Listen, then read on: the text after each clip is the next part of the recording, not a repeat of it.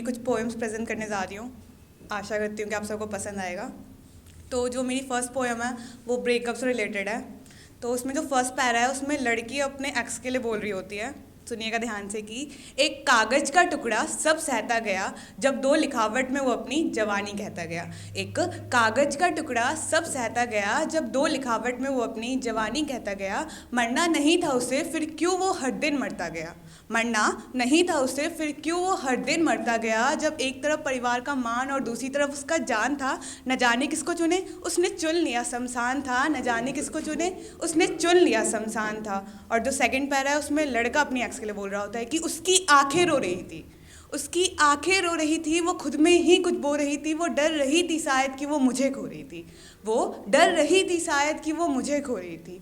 यहाँ उसकी शादी, वहाँ मेरी बर्बादी चल रही थी। यहाँ वो हमारे हाथों को दफन कर रही थी, वहाँ हमें कफन ओढ़ाने की तैयारी चल रही थी, वहाँ हमें कफन ओढ़ाने की तैयारी चल रही थी। Thank you. और एंड करना चाहूँगी अपनी कुछ पंक्तियों के साथ जो मैंने द्रौपदी पे लिखी है। Thank you. सुनिएगा ध्यान से कि सम्मान तो उनका भी होगा ना, नजरें उनकी भी झुकी होगी ना। सम्मान तो उनका भी होगा ना, नजरें उनकी भी झुकी होगी ना। पर दी गई पांडवों में वो बाट और कर भी ना पाई वो इनकार। पर दी गई पांडवों में वो बाट और कर भी ना पाई वो इनकार। आई बारी शतरंज की सोच रही द्रौपदी भी, आई बारी शतरंज की सोच रही द्रौपदी भी। सम्मान तो मेरा भी, तो कैसे लगा दी तुमने बाजी मेरी।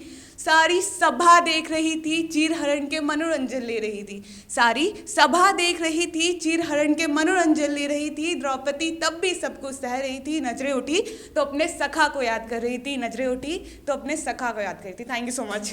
Drop a like, leave a comment, and don't forget to subscribe. Thanks for watching.